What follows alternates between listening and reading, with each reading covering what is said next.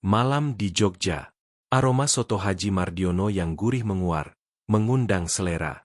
Tapi, di balik tirai dapur, ada rahasia gelap. Gigi manusia di dalam kendi, ritual darah di malam Jumat Kliwon.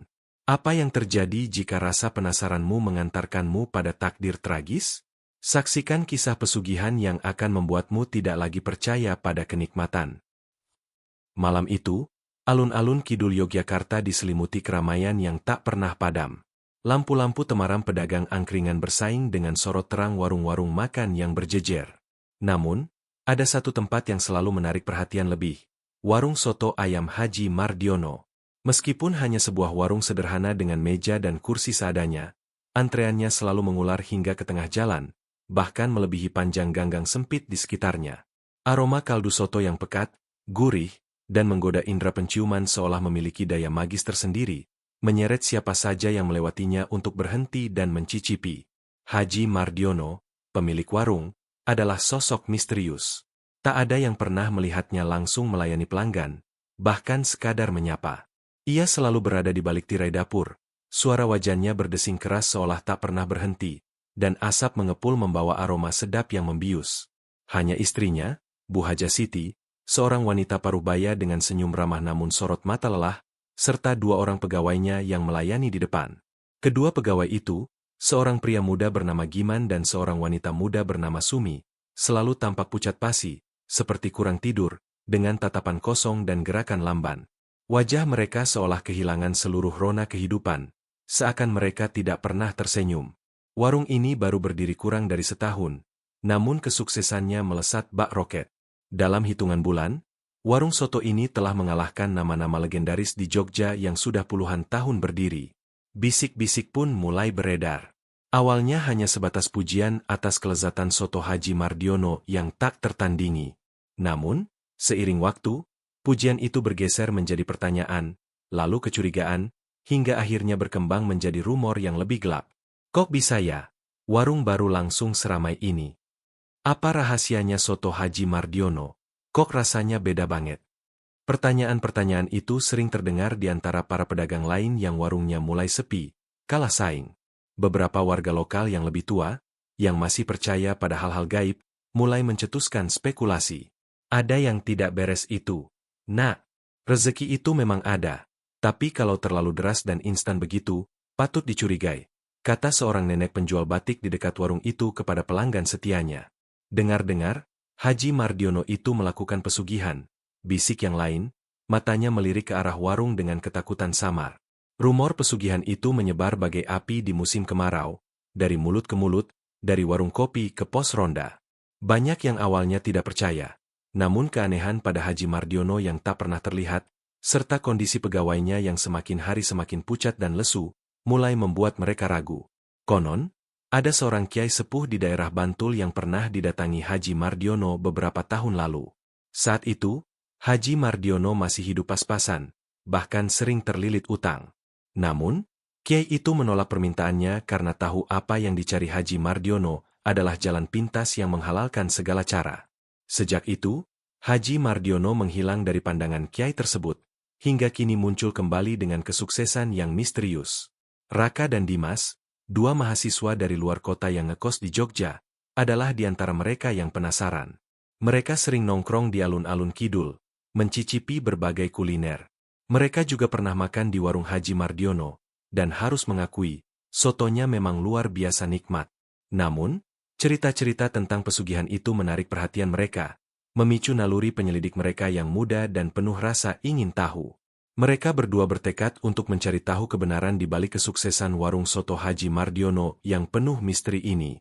Mereka tidak tahu, rasa ingin tahu mereka akan menyeret mereka ke dalam jurang kengerian yang tak terbayangkan. Malam itu, di bawah rembulan Jogja yang bersinar terang, aroma soto yang sedap bercampur dengan aroma mistis yang tak terlihat, menciptakan sebuah perpaduan yang mematikan. Raka, dengan rambut gondrong sebahu dan kacamata tebal yang selalu bertengger di hidungnya, adalah tipikal mahasiswa kutu buku yang suka menganalisis fenomena aneh. Sementara Dimas, dengan perawakan atletis dan senyum lebar, adalah kebalikannya, selalu siap untuk petualangan. Mereka berdua adalah teman sekamar yang klop dalam setiap hal, termasuk rasa penasaran akan mitos dan misteri. Rumor tentang warung Haji Mardiono telah menjadi topik hangat mereka selama beberapa minggu terakhir. Masak sih, Mas? Masa iya pesugihan di zaman begini? Dimas menggaruk kepalanya, mencoba mencerna cerita-cerita yang beredar. Tapi kok ya memang aneh, Mas. Aku pernah lihat pegawainya itu, kayak nggak punya nyawa. Pucat banget, Mas. Raka menyahut, matanya menerawang. Mereka berdua mulai mencari informasi lebih dalam. Mereka mengobrol dengan beberapa pedagang di sekitar alun-alun kidul, mencoba mengorek keterangan. Namun, kebanyakan hanya mengulang rumor yang sudah mereka dengar. Tak ada yang tahu detail pasti. Sampai akhirnya, seorang ibu penjual wedang ronde menyarankan mereka menemui Mbah Slamet. Coba saja tanya Mbah Slamet. Nah, dia dulu pernah kerja di sana, tapi dipecat karena sering sakit-sakitan katanya. Ujar ibu itu, suaranya pelan penuh arti. Mbah Slamet tinggal di sebuah rumah kecil di perkampungan padat di belakang keraton, tidak jauh dari alun-alun kidul. Rumahnya sederhana, dindingnya kusam, dan baunya pengap. Saat mereka datang, Mbah Slamet sedang duduk di teras, batuk-batuk kecil. Ia terlihat sangat kurus, kulitnya keriput, dan sorot matanya menyimpan ketakutan yang dalam. Setelah memperkenalkan diri dan menjelaskan maksud kedatangan mereka, Mbah Slamet terdiam sejenak, menimbang-nimbang. Ia menghela napas panjang, seolah sedang mengumpulkan seluruh keberaniannya. Awalnya saya kira itu hanya tahayul. Nak, cerita orang-orang saja. Mbah Slamet memulai, suaranya serak dan bergetar. Tapi setelah saya bekerja di sana, saya merasakan keanehan demi keanehan. Ia menceritakan pengalamannya. Pada awalnya, ia merasa beruntung bisa bekerja di warung yang selalu ramai itu. Gajinya lumayan, dan Haji Mardiono, meski jarang terlihat, selalu tepat waktu dalam membayar. Namun, seiring waktu, ia mulai merasa ada yang tidak beres. Setiap malam Jumat Kliwon, Mbah Slamet mencondongkan tubuhnya ke depan, berbisik seolah takut ada yang mendengar. Haji Mardiono akan menutup warung lebih awal. Sekitar pukul 11 malam, dia sudah suruh kami pulang. Dia akan masuk ke dalam dapur sendirian. Dan keesokan harinya, subhanallah, kaldu sotonya akan terasa lebih gurih, lebih hidup, kata Mbah Slamet. Ekspresinya antara ngeri dan takjub. Rasanya seperti ada energi lain di dalamnya. Membuat orang ketagihan sampai tak bisa berhenti. Yang lebih aneh lagi, lanjut Mbah Slamet, adalah masalah bumbu. Ada salah satu bumbu yang tidak pernah saya lihat sebelumnya. Haji Mardiono menyimpannya di dalam sebuah kendi kecil yang terkunci rapat di sudut dapur. Saya pernah tidak sengaja melihatnya. Nah, bentuknya seperti serpihan tulang, berwarna gelap, dan baunya. Mbah Slamet berhenti, menarik napas dalam-dalam. Baunya amis, tapi bukan amis daging biasa. Bau anyir darah, tapi juga bau tanah basah. Sangat aneh. Mbah Slamet melanjutkan, saya sering sekali sakit-sakitan setelah itu. Badan saya lemas, rasanya seperti dihisap. Saya pikir karena kecapean. Tapi kok setiap selesai Jumat Kliwon saya selalu meriang. Akhirnya saya nggak kuat lagi. Saya memutuskan berhenti. Haji Mardiono tidak melarang. Tapi dia tersenyum aneh waktu itu. Senyum yang membuat bulu kuduk saya merinding. Ia terdiam, tatapannya kosong, seperti masih teringat akan senyuman itu. Saya tidak tahu persis apa yang dia lakukan, tapi saya yakin, warung itu, ada penunggunya. Nak, Raka dan Dimas saling pandang, bulu kuduk mereka merinding. Cerita Mbah Slamet terasa begitu nyata, tidak seperti rumor-rumor samar yang mereka dengar sebelumnya. Ini adalah kesaksian langsung. Jadi, Mbah, menurut Mbah, apa yang harus kami lakukan? Tanya Raka, suaranya sedikit tercekat. Mbah Slamet hanya menggeleng. Jangan ikut campur. Nak, bahaya. Mending kalian jauh-jauh dari warung itu. Itu bukan tempat manusia biasa. Namun, peringatan Mbah Slamet justru semakin membakar rasa penasaran Raka dan Dimas. Mereka memutuskan untuk mengintai warung itu pada Jumat Kliwon berikutnya, berharap bisa melihat apa yang sebenarnya terjadi di balik tirai misteri warung soto Haji Mardiono. Malam Jumat Kliwon tiba. Hujan gerimis tipis membasahi jalanan Jogja, membuat suasana terasa semakin dingin dan hening. Raka dan Dimas telah mempersiapkan diri. Mereka memakai jaket tebal dan membawa payung. Kamera ponsel mereka disiapkan, Meskipun mereka tahu kemungkinan besar hasilnya akan buram karena minimnya cahaya. Target mereka adalah warung soto Haji Mardiono. Mereka bertekad untuk mengungkap misteri yang telah membelenggu pikiran mereka. Pukul 10 malam, mereka sudah berada di lokasi. Mereka memarkir motor agak jauh dari warung, lalu berjalan kaki mengendap-endap. Di seberang jalan, ada sebuah pohon beringin tua yang rindang, akarnya menjuntai hingga ke tanah. Pohon itu adalah tempat persembunyian sempurna. Dari balik rimbunnya dedaunan dan kegelapan malam, mereka bisa mengamati warung dengan jelas tanpa terlihat. Warung Haji Mardiono masih ramai, seperti biasa. Namun, menjelang pukul 11, Bu Haja Siti mulai menyuruh para pelanggan untuk menghabiskan makanannya dan bersiap-siap pulang. Para pegawai, Giman dan Sumi, tampak lebih pucat dari biasanya. Gerakan mereka semakin lamban, seolah nyaris tak bertenaga. Pukul 11 tepat, warung ditutup, kunci digembok, dan tirai dapur diturunkan. Bu Haja Siti dan kedua pegawainya berpamitan pulang. Tak ada senyum di wajah mereka. Haji Mardiono, seperti yang Mbah Slamet ceritakan, sendirian di dalam. Raka dan Dimas menahan napas. Mereka menunggu sekitar 10 menit, memastikan tidak ada lagi orang di sekitar warung. Suasana menjadi sangat sepi. Hanya ada suara tetesan air hujan yang jatuh dari daun beringin dan gemerisik angin yang berhembus pelan. Tiba-tiba, lampu di dalam dapur warung meredup, hanya menyisakan cahaya remang-remang yang berasal dari bagian belakang. Tak lama kemudian, sebuah pintu kecil di bagian belakang dapur terbuka. Haji Mardiono keluar. Ia mengenakan baju koko putih yang kini terlihat kusam, rambutnya acak-acakan, dan matanya menyala aneh di bawah cahaya remang. Ia tidak membawa sajadah atau alat sholat, seperti yang sering dilakukan orang yang hendak beribadah di musola. Haji Mardiono berjalan perlahan menuju sebuah bangunan kecil yang mereka kira adalah musola. Letaknya sedikit terpisah dari bangunan utama warung. Bangunan itu tampak tua, catnya mengelupas, dan jendelanya tertutup rapat. Raka dan Dimas mengendap-endap lebih dekat, menggunakan semak-semak sebagai penutup.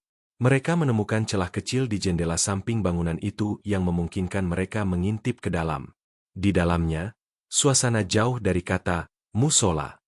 Udara terasa pengap dan berat, dengan bau kemenyan yang bercampur amis. Di tengah ruangan, sebuah patung kecil diletakkan di atas altar sederhana yang terbuat dari kayu. Patung itu tidak memiliki bentuk yang jelas, hanya gumpalan hitam legam yang dipahat kasar, namun memiliki 2 titik merah menyala sebagai mata, seolah hidup dan menatap langsung ke arah mereka. Haji Mardiono duduk bersila di depan patung itu, tubuhnya membungkuk. Ia mulai merapalkan mantra-mantra dalam bahasa Jawa kuno. Suaranya terdengar berat dan dalam, seperti bisikan dari dunia lain. Mantra-mantra itu berulang, semakin lama semakin cepat, diiringi suara desisan aneh yang datang dari patung. Cahaya di mata merah patung itu semakin terang, berkedip-kedip, mengisi ruangan dengan aura yang menyeramkan.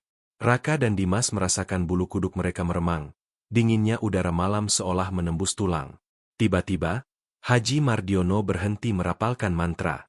Ia meraih sebuah belati kecil yang tergeletak di sampingnya. Dengan gerakan yang tenang namun mantap, ia menyayat pergelangan tangannya sendiri. Darah segar mengalir dari luka itu, menetes perlahan ke dalam sebuah mangkuk tanah liat yang diletakkan tepat di bawah patung. Patung itu bergetar, dan suara desisan berubah menjadi suara seperti seseorang sedang menghirup sesuatu dengan rakus. Mata merahnya semakin membara. Raka dan Dimas terkesiap, nyaris berteriak. Mereka tidak menyangka akan menyaksikan ritual seseram itu. Saat itu juga, pandangan mata merah patung itu tiba-tiba berputar. Kedua bola mata merah itu kini tidak lagi menatap ke depan, melainkan lurus ke arah jendela, seolah ia tahu persis di mana mereka berada. Sebuah senyum tipis, nyaris tak terlihat, terukir di bibir Haji Mardiono yang kusam. Jantung Raka dan Dimas berdegup kencang. Ketakutan yang amat sangat menyergap mereka. Mereka tahu mereka telah dilihat. Tanpa pikir panjang, mereka berbalik dan lari sekencang-kencangnya, meninggalkan pohon beringin tua dan bangunan menyeramkan itu. Sepanjang jalan pulang, mereka merasa ada sesuatu yang mengejar. Suara tawa cekikikan aneh bergema di telinga mereka, mengikuti setiap langkah kaki mereka hingga mereka berhasil mencapai kos-kosan dengan napas terengah-engah dan tubuh gemetar hebat. Malam Jumat Kliwon itu telah membuka pintu menuju sebuah kengerian yang tak akan pernah mereka lupakan. Malam setelah pengintaian Jumat Kliwon terasa seperti mimpi buruk yang terus menghantui. Raka dan Dimas tidak bisa tidur. Setiap suara kecil, setiap bayangan yang bergerak di kamar mereka, seolah menjelma menjadi sosok patung bermata merah yang mengerikan. Mereka berdua berbaring di ranjang masing-masing, mata terpejam rapat. Namun pikiran mereka terus-menerus memutar ulang adegan Haji Mardiono menyayat tangannya dan tatapan mata patung yang seolah menembus jiwa mereka. "Mas, tadi itu beneran?" tanya Dimas pelan, suaranya parau. Raka hanya mengangguk, terlalu takut untuk berbicara. Tubuhnya masih gemetar. Perasaan takut itu tak hanya berasal dari apa yang mereka lihat, tapi juga dari suara tawa cekikikan yang seolah masih terngiang di telinga mereka. Mereka berdua merasakan aura dingin yang menusuk tulang, seolah ada sesuatu yang kini menempel pada mereka. Keesokan harinya, mereka memutuskan untuk kembali ke warung soto Haji Mardiono. Bukan untuk makan, melainkan untuk memastikan bahwa apa yang mereka lihat bukan hanya hayalan. Warung itu tetap buka seperti biasa, ramai seperti tak ada kejadian menyeramkan semalam. Namun, suasana di sana terasa berbeda. Ada aura dingin yang menyelimuti, membuat bulu kuduk meremang. Aroma soto yang kemarin terasa lezat, kini bercampur dengan bau anyir samar yang hanya bisa mereka berdua cium. Bu Haja Siti tersenyum seperti biasa, namun senyumnya terlihat semakin kaku. Giman dan Sumi, kedua pegawai, tampak semakin pucat dan lesu. Gerakan mereka nyaris seperti robot. Mereka melayani pelanggan dengan tatapan kosong, seolah jiwa mereka tidak sepenuhnya hadir di sana. Ini bukan lagi sekadar kelelahan. Ini adalah tanda-tanda yang mengerikan. Raka dan Dimas duduk di salah satu bangku kosong, memesan 2 porsi soto yang bahkan tak mereka sentuh. Mata mereka terus mengamati. Tak lama kemudian, tirai dapur bergeser. Haji Mardiono keluar. Penampilannya sama seperti semalam. Baju koko putih kusam, rambut acak-acakan. Namun, ada yang berbeda. Pergelangan tangan kirinya kini diperban tebal, menunjukkan bekas sayatan semalam. Wajahnya yang keriput terlihat lebih tua, namun sorot matanya masih sama tajam dan dinginnya. Haji Mardiono berjalan melewati meja-meja, sekilas melirik ke arah Raka dan Dimas. Sebuah seringai tipis, nyaris tak terlihat, terukir di bibirnya yang kusam. Matanya menatap lurus ke arah mereka, seolah dia tahu persis apa yang mereka lakukan semalam, dan dia menikmatinya. Tatapan itu menusuk hingga ke ulu hati Raka dan Dimas, membuat mereka merasakan ketakutan yang lebih dalam dari sebelumnya. Mereka tahu, mereka sudah tidak aman. Beberapa hari kemudian, keanehan mulai terjadi pada Dimas. Ia mulai sering mengeluh pusing dan mual. Awalnya, mereka pikir itu hanya flu biasa atau mungkin efek kurang tidur karena ketakutan. Namun, kondisi Dimas semakin memburuk. Ia sering muntah tanpa sebab, tubuhnya demam tinggi, dan kulitnya menjadi sangat pucat, mirip dengan Giman dan Sumi. Nafsu makannya hilang, dan dalam beberapa hari, tubuhnya terlihat kurus kering, seolah seluruh energinya dihisap habis. "Mas, aku kok lemas banget ya? Nggak enak badan terus," keluh Dimas suatu pagi, suaranya lemah. Raka merasakan kekhawatiran yang luar biasa. Ini bukan sakit biasa. Ini adalah sesuatu yang mereka berdua saksikan pada malam Jumat Kliwon itu. Bayangan patung bermata merah dan darah yang menetes ke mangkuk terus-menerus terlintas di benak Raka. Raka berusaha membujuk Dimas untuk pergi ke dokter. Namun Dimas menolak. "Nggak tahu kenapa, Mas, rasanya kayak ada yang narik-narik dari dalam." "Dokter juga nggak bakal ngerti," jawab Dimas, matanya mulai sayu. Raka memutuskan untuk mencari bantuan lain. Ia teringat akan Mbah Slamet yang telah memperingatkan mereka. Mungkin Mbah Slamet tahu siapa yang bisa membantu. Mereka telah mengusik sesuatu yang seharusnya tidak diusik, dan kini bayangan gelap itu mulai mengintai, perlahan tapi pasti, merenggut nyawa salah satu dari mereka. Ketegangan di antara Raka dan Dimas semakin memuncak. Mereka tahu waktu mereka semakin sempit. Kondisi Dimas semakin hari semakin kritis. Tubuhnya yang semula atletis kini tampak ringkih, kulitnya keabu-abuan, dan matanya cekung, menyisakan lingkar hitam pekat. Ia tak bisa lagi bangun dari tempat tidur, bahkan untuk minum sekalipun. Sesekali ia meracau tidak jelas, menyebut-nyebut nama Haji Mardiono dan patung bermata merah. Raka merasakan panik yang luar biasa. Dokter yang ia panggil hanya bisa mendiagnosis demam misterius tanpa penyebab jelas, dan tak ada obat yang mempan. Mbah Slamet, yang didatangi Raka kembali, tampak terkejut melihat kondisi Dimas yang memburuk. Astagfirullahaladzim, ini sudah telanjur. Nak, ucap Mbah Slamet, kepalanya menggeleng lemah. Saya sudah bilang, jangan ikut campur. Ini bukan main-main. Kalian sudah kena kiriman. Mbah Slamet menyarankan Raka untuk segera membawa Dimas kepada seorang kiai sepuh yang ia kenal, seorang ahli spiritual yang tinggal di daerah pelosok Bantul. Kiai itu, menurut Mbah Slamet, memiliki kemampuan untuk melihat dan melawan kekuatan gaib semacam ini. Tanpa membuang waktu, Raka dengan susah payah mengangkat Dimas yang tak berdaya ke motornya, lalu melaju kencang menuju Bantul. Perjalanan terasa sangat panjang. Di tengah perjalanan, Dimas sempat kejang-kejang dan pingsan. Raka berdoa tak henti-hentinya, berharap masih ada harapan untuk sahabatnya itu. Akhirnya, mereka tiba di sebuah pondok pesantren sederhana yang asri dan tenang, jauh dari keramaian kota. Kiai Haji Mansur, nama kiai itu, adalah seorang pria parubaya dengan sorot mata teduh namun penuh kebijaksanaan. Ia menerima Raka dan Dimas dengan ramah. Begitu melihat kondisi Dimas, wajah Kiai Mansur berubah serius. Ia memejamkan mata, merapalkan doa-doa, lalu membuka mata dan menatap Raka. Temanmu ini sudah terlanjur kena kiriman. Nak, ini bukan santet biasa, kata Kiai Mansur, suaranya tenang namun mengandung kekuatan. Ini adalah dampak dari pesugihan. Makhluk yang dipuja Haji Mardiono itu adalah Jaran Guyang. Raka menahan napas. Ia belum pernah mendengar nama itu. Jaran Guyang, tanyanya. Kiai Mansur mengangguk. Jaran Guyang adalah salah satu jenis pesugihan kuno dari tanah Jawa. Makhluk ini, konon, memiliki wujud kuda tanpa kepala atau kuda dengan tubuh manusia bagian atas dan kepala kuda. Ia haus akan tumbal.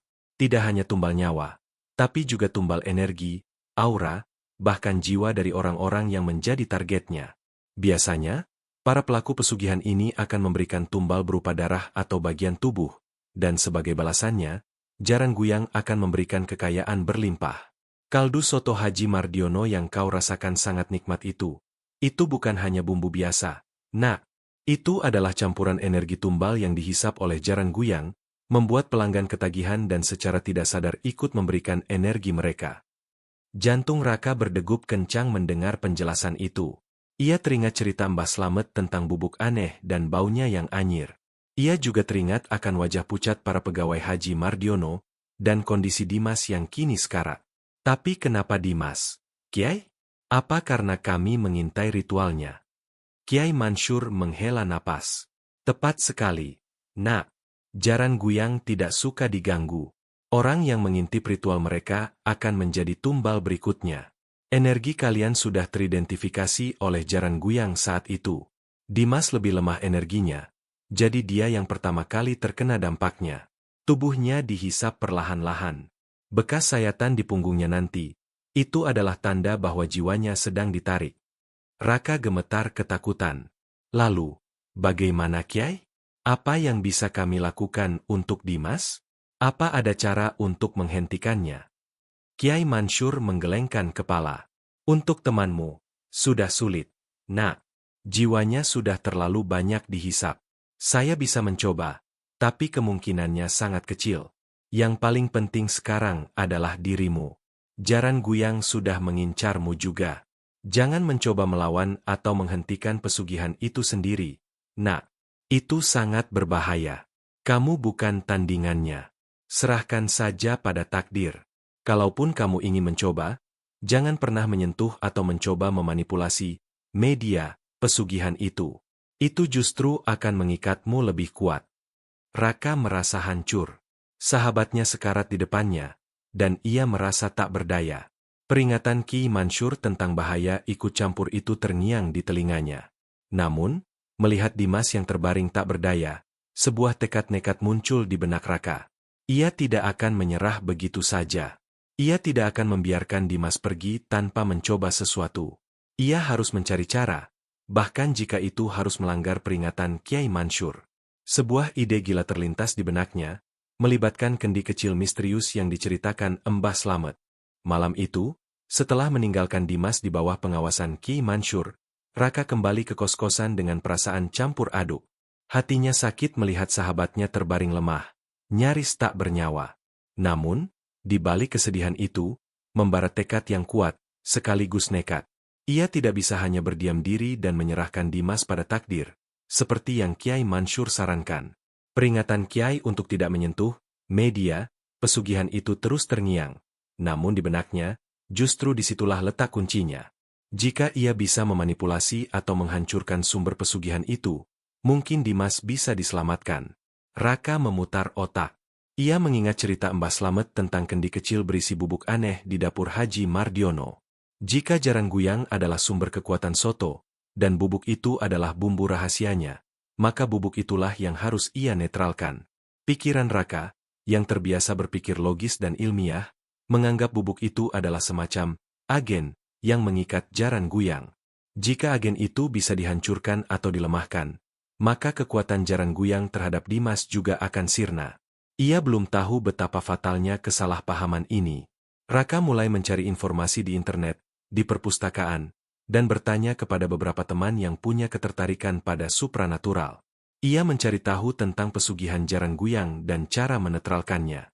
Namun, informasi yang ia temukan sangat terbatas, dan sebagian besar berupa larangan keras untuk ikut campur. Namun, Raka menemukan satu informasi kecil yang menarik perhatiannya. Air zam-zam sering digunakan dalam ritual penyucian atau penawar sihir. Pikiran Raka menyala. Mungkin, bubuk itu bisa dinetralkan dengan air zam-zam. Ia berencana mencampurkan bubuk itu ke dalam air zam-zam dan kemudian mengembalikannya ke tempat asalnya. Atau lebih baik lagi, memasukkannya ke dalam soto Haji Mardiono agar efeknya langsung menyebar dan menetralkan seluruh energi gelap di warung itu. Raka membeli beberapa botol air zam-zam di sebuah toko perlengkapan haji. Ia menyiapkan wadah kecil untuk mencampur bubuk itu.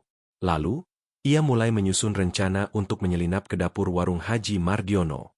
Ini akan menjadi tugas yang jauh lebih berbahaya daripada sekadar mengintai.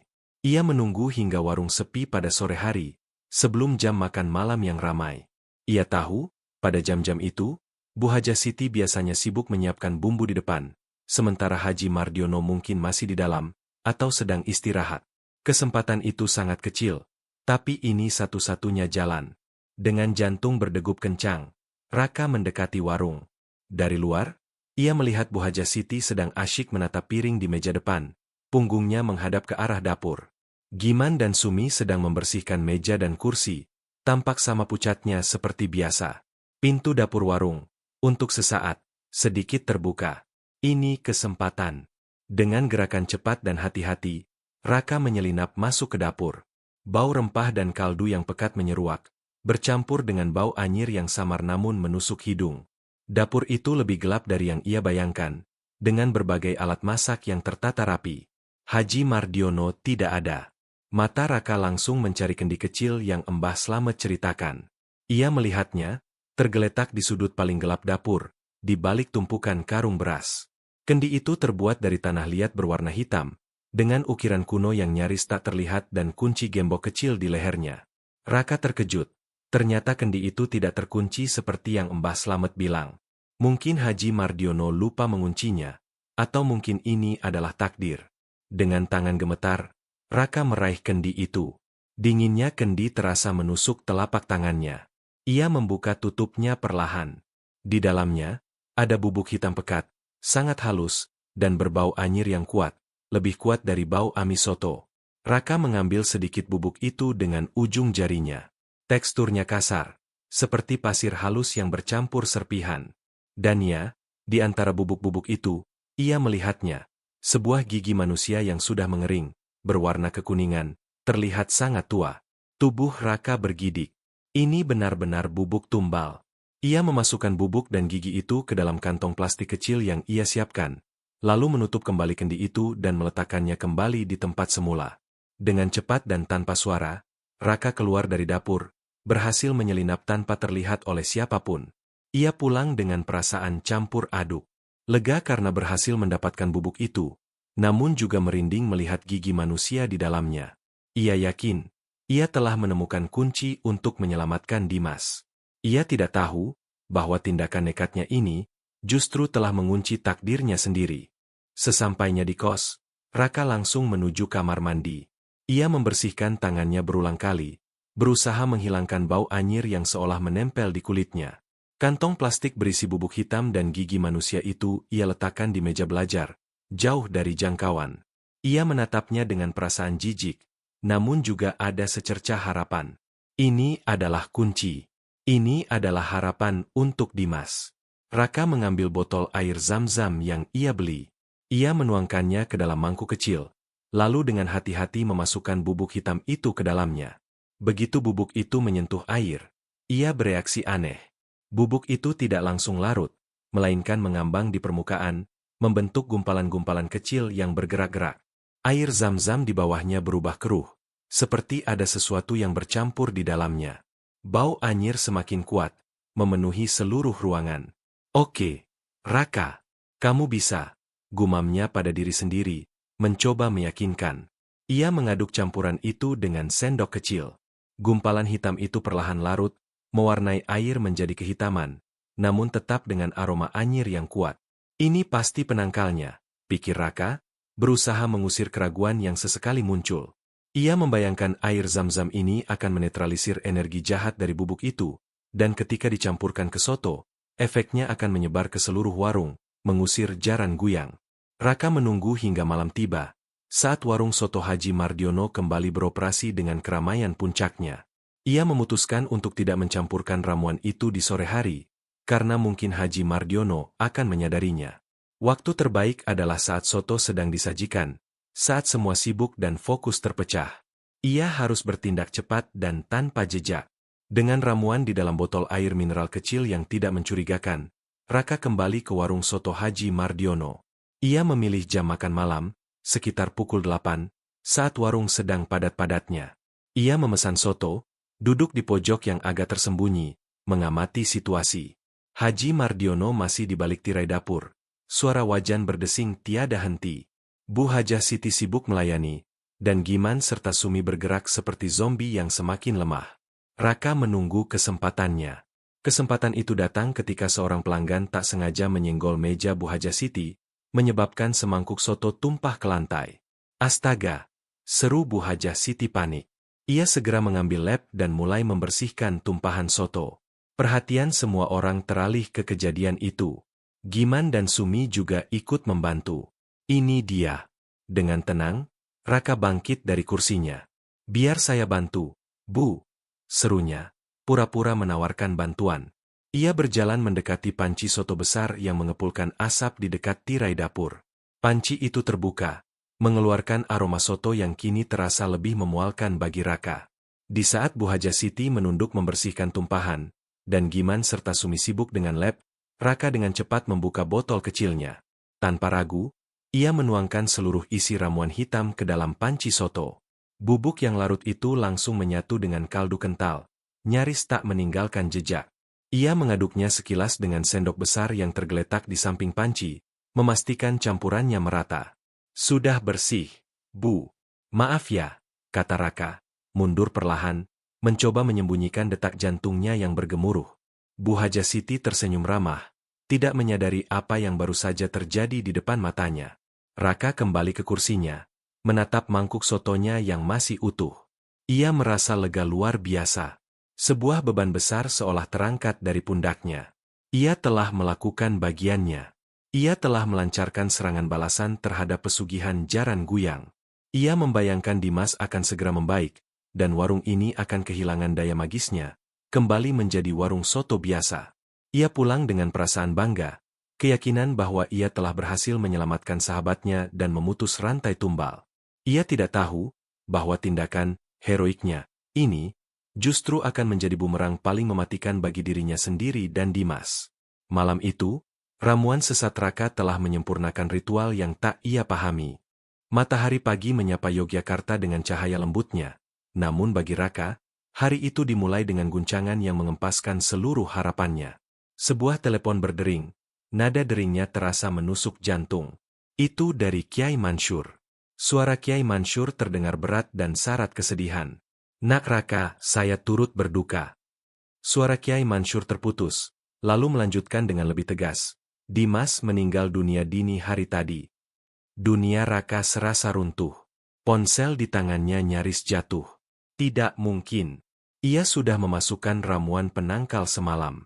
Dimas seharusnya membaik, bukan meninggal. Raka merasakan air mata mengalir deras di pipinya.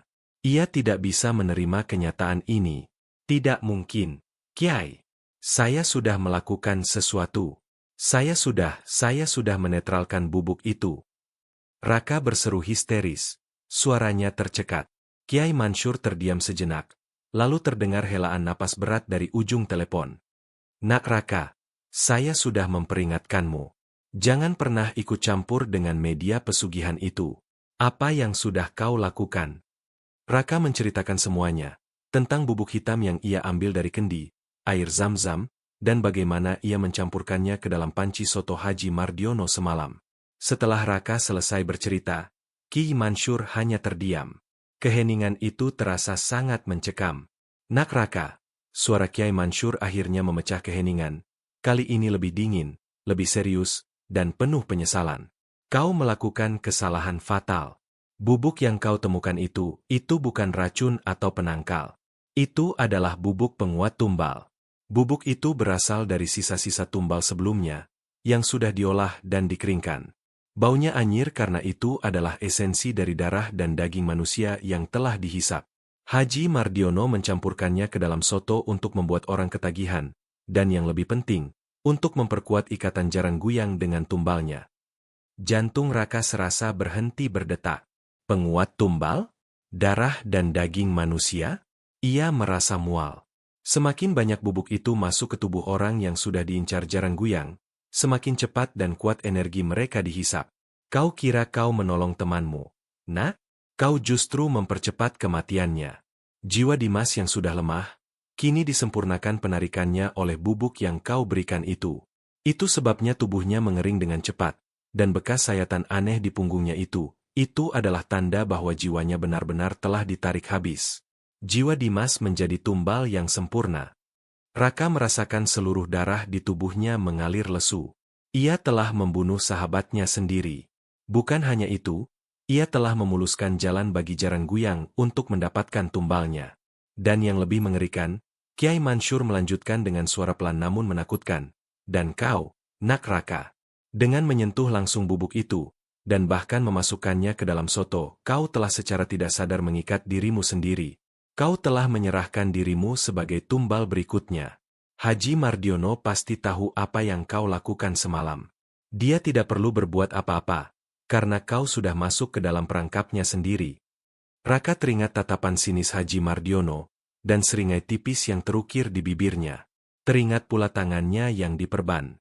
Itu bukan karena luka semalam, melainkan ia baru saja melakukan ritual pengikat tumbal, dan Raka secara bodohnya telah melengkapi ritual itu. Raka menduga, Haji Mardiono sengaja membiarkan kendi itu tidak terkunci. Sebuah jebakan yang sangat keji. Ketakutan luar biasa mencengkeram Raka. Ia tidak hanya kehilangan sahabatnya, tetapi ia juga telah mengunci nasibnya sendiri. Ia adalah tumbal selanjutnya.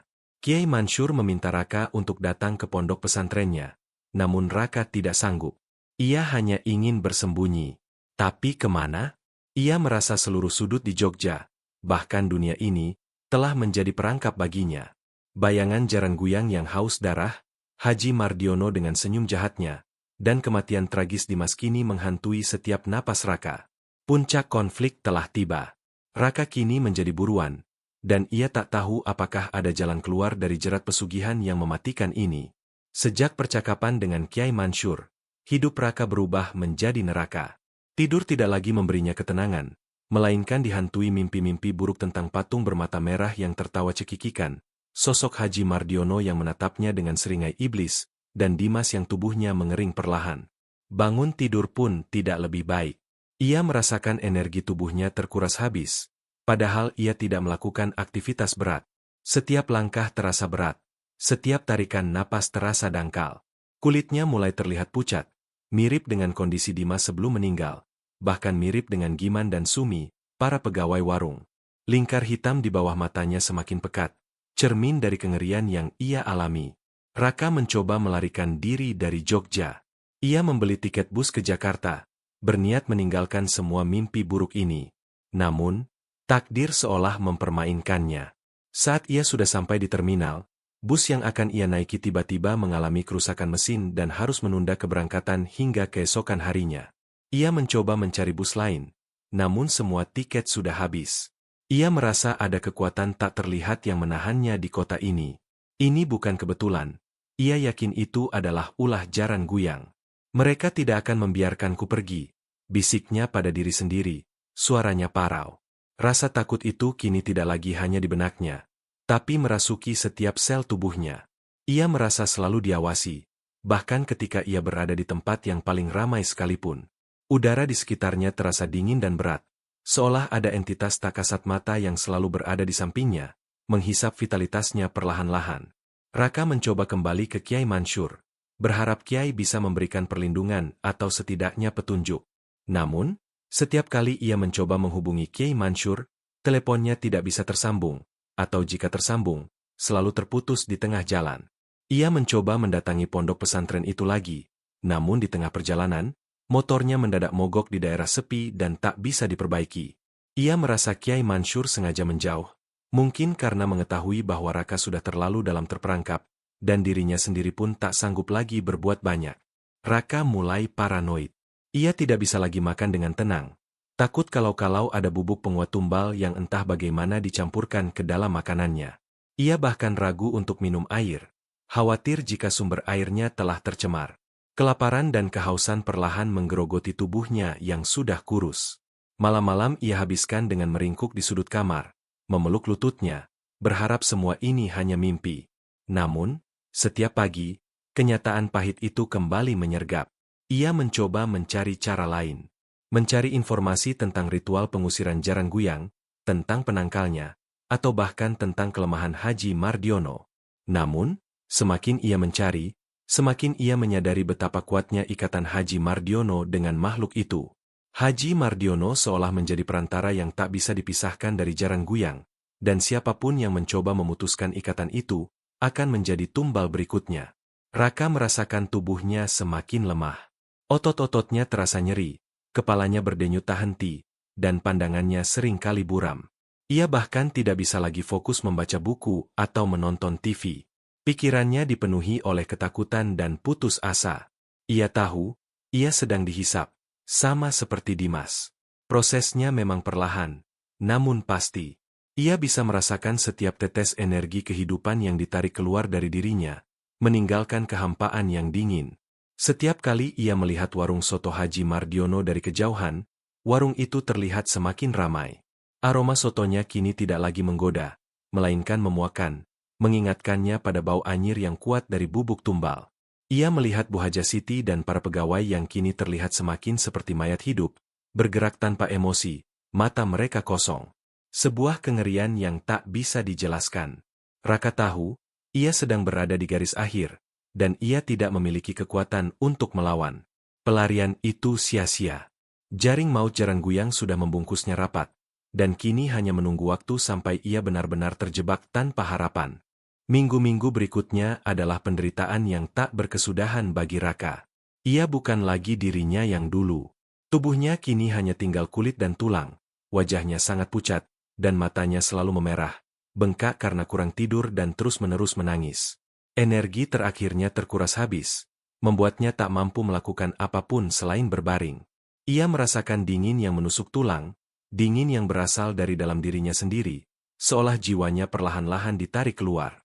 Raka kadang-kadang mengalami halusinasi. Ia akan melihat bayangan hitam melintas di sudut matanya, mendengar bisikan-bisikan aneh yang menyebut namanya, dan mencium bau anyir darah yang kuat, bahkan ketika tidak ada apa-apa di sekitarnya. Ia tahu ini bukan gila. Ini adalah ulah Jaran Guyang yang semakin mendekat, mencengkeram erat sisa-sisa vitalitasnya. Ia mencoba merapalkan doa-doa yang ia tahu, namun suaranya terlalu lemah dan doa-doa itu terasa hambar, tak mampu mengusir kekuatan jahat yang begitu besar. Dalam keputusasaan yang mendalam, Raka memutuskan untuk kembali ke warung soto Haji Mardiono, untuk terakhir kalinya. Bukan untuk melawan, melainkan untuk menghadapi takdirnya, atau mungkin, untuk mencari sedikit jawaban terakhir. Ia menyeret langkahnya yang gontai, melewati jalanan yang ramai, namun baginya terasa sunyi. Setiap orang yang berpapasan dengannya seolah tidak melihatnya, Atau mungkin mereka melihatnya namun terlalu takut untuk mendekat. Warung soto itu tetap berjaya. Keramaiannya tak pernah surut. Aroma soto yang dulu membius, kini terasa begitu mencekik. Raka memaksakan dirinya untuk duduk di salah satu kursi di depan warung, mengamati. Bu Haja Siti kini terlihat jauh lebih tua dari usianya. Garis-garis keriput di wajahnya semakin dalam, dan senyumnya sudah sepenuhnya menghilang, digantikan ekspresi kosong. Giman dan Sumi? Mereka kini tak ubahnya seperti mayat hidup. Kulit mereka pucat kebiruan, mata mereka cekung dan merah, dan gerakan mereka sangat lamban, seolah hanya digerakkan oleh tali. Raka bahkan melihat salah satu pelanggan mengeluh karena Sumi tidak merespons panggilannya. Padahal ia berdiri tepat di depan Sumi. Mereka sudah tidak sepenuhnya manusia. Mereka hanyalah cangkang, tumbal yang tak berdaya. Tak lama kemudian, Haji Mardiono keluar dari dapur. Penampilannya semakin mengerikan. Rambutnya kini sepenuhnya memutih dan menipis, kulitnya keriput dalam, dan matanya yang dulu menyala tajam kini terlihat kosong, seolah jiwanya juga telah kosong, digantikan oleh sesuatu yang lain. Ia berjalan melewati Raka, namun kali ini, ia tidak tersenyum. Ia hanya berhenti di depan Raka, menatapnya lurus. Tatapan itu dingin, kosong, namun ada secercah kepuasan di dalamnya. Kau tidak akan bisa lari, bisik Haji Mardiono. Suaranya serak dan nyaris tak terdengar, seperti bisikan angin dari kuburan tua. Kau sudah menjadi bagian dari kami sekarang. Akan menjadi milik kami, seutuhnya. Raka mencoba berteriak, mencoba membalas, namun suaranya tidak keluar. Tenggorokannya kering, dan tubuhnya terlalu lemah. Kata-kata Haji Mardiono itu menembus ke dalam jiwanya, membenarkan semua ketakutannya. Haji Mardiono kemudian berbalik dan masuk kembali ke dapur, meninggalkan Raka sendirian dalam kengerian. Raka tahu ini adalah akhirnya. Ia telah terjebak. Ia telah mencoba melarikan diri, mencari bantuan, dan bahkan mencoba melawan, namun semuanya sia-sia. Haji Mardiono dan Jarang Guyang telah memenangkan pertempuran ini. Ia kini hanya menunggu waktu, sampai seluruh jiwanya dihisap habis, dan tubuhnya menjadi cangkang kosong seperti Giman dan Sumi. Ia melihat para pelanggan yang antre panjang, dengan senyum puas di wajah mereka setelah menyantap soto. Mereka tidak tahu bahwa setiap suapan yang mereka telan, setiap kenikmatan yang mereka rasakan, adalah bumbu dari penderitaan dan kematian orang lain. Raka merasakan keputusasaan yang mutlak, tak ada lagi harapan. Jaring maut itu sudah merenggutnya, dan ia tak bisa melepaskan diri. Malam itu adalah malam terakhir bagi Raka. Ia berbaring di kamar kosnya yang gelap, tubuhnya sudah tidak bisa digerakkan sama sekali. Setiap napas terasa seperti perjuangan yang berat. Rasa dingin yang menusuk tulang kini semakin kuat, seolah ada tangan-tangan tak terlihat yang menggenggam erat jantungnya, perlahan meremasnya. Ia bisa merasakan energi kehidupannya ditarik keluar, tetes demi tetes, perlahan namun pasti, menyisakan kehampaan di dalam dirinya. Di antara kesadarannya yang samar, Raka merasakan kehadiran. Sebuah sosok bayangan hitam besar, seperti kuda tanpa kepala yang menjulang tinggi, berdiri di samping ranjangnya. Mata merah menyala yang dulu ia lihat pada patung, kini hadir langsung di depannya, menatapnya dengan haus yang tak terpuaskan. Itu Jarang Guyang. Makhluk itu tidak lagi bersembunyi. Ia datang untuk mengambil apa yang menjadi haknya. Raka mencoba berteriak, meminta tolong, namun suaranya hanya berupa erangan kecil yang nyaris tak terdengar. Ia mencoba melawan, namun tubuhnya sudah mati rasa. Ia hanya bisa menatap mata merah itu, yang semakin membesar, semakin mendekat, seolah menarik jiwanya ke dalam pusaran kegelapan. Ia melihat kilasan-kilasan kenangan, wajah Dimas yang tersenyum, canda tawa mereka, kebersamaan mereka. Kemudian, kilasan itu berubah menjadi kengerian. Patung bermata merah, darah yang menetes, dan senyum jahat Haji Mardiono. Sekarang giliranmu. Sebuah suara berat, namun nyaris tak terdengar, membisiki telinganya. Itu bukan suara Haji Mardiono, tapi suara yang lebih kuno, lebih jahat, berasal dari Jarang Guyang itu sendiri. Raka merasakan sakit yang teramat sangat di dada dan punggungnya, seolah ada kuku-kuku tajam yang merobek-robek. Ia tahu, ini adalah tanda yang Kiai Mansur sebutkan, jiwanya sedang ditarik. Rasa sakit itu berlangsung beberapa saat, lalu perlahan menghilang, digantikan oleh mati rasa yang total. Ia tidak merasakan apa-apa lagi. Hanya kegelapan dan dingin yang abadi. Pagi harinya, warga sekitar kos-kosan Raka mulai curiga. Raka tidak keluar kamar, tidak ada suara, dan bau aneh mulai tercium dari kamarnya. Setelah memanggil pemilik kos dan mendobrak pintu, mereka menemukan Raka. Terbaring di ranjangnya, tubuh Raka sudah mengering, kurus kering seperti kerangka yang terbungkus kulit. Kulitnya pucat keabu-abuan, dan matanya melotot kosong. Wajahnya yang dulunya penuh ekspresi kini, hanya menyisakan guratan-guratan ketakutan yang membeku. Bekas sayatan aneh, serupa dengan yang ditemukan di punggung Dimas, terukir jelas di punggung Raka, membentuk pola huruf kuno yang mengerikan. Seluruh vitalitasnya, seluruh kehidupannya, telah dihisap habis. Ia telah menjadi tumbal yang sempurna untuk Jaran Guyang. Kabar kematian Raka menyebar dengan cepat. Namun seperti kematian Dimas, kasus ini pun dianggap sebagai kematian misterius. Polisi tidak menemukan tanda-tanda kekerasan, dan penyebab kematian tidak jelas. Tidak ada yang menghubungkannya dengan warung soto Haji Mardiono, kecuali beberapa orang yang masih percaya pada tahayul dan mengaitkannya dengan rumor pesugihan. Sementara itu, warung soto ayam Haji Mardiono tetap berjaya. Antrean mengular panjang setiap hari, aroma soto yang hidup dan gurih itu semakin membius para pelanggan. Haji Mardiono sesekali terlihat keluar dari dapur, kulitnya kini lebih bersih, dan rambutnya yang dulu memutih kini tampak sedikit menghitam.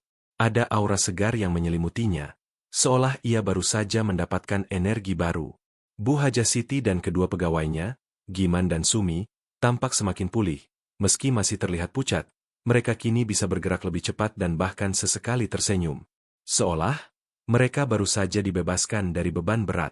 Di dalam kendi kecil yang terkunci rapat di sudut dapur warung soto Haji Mardiono, kini ada satu gigi baru yang mengering.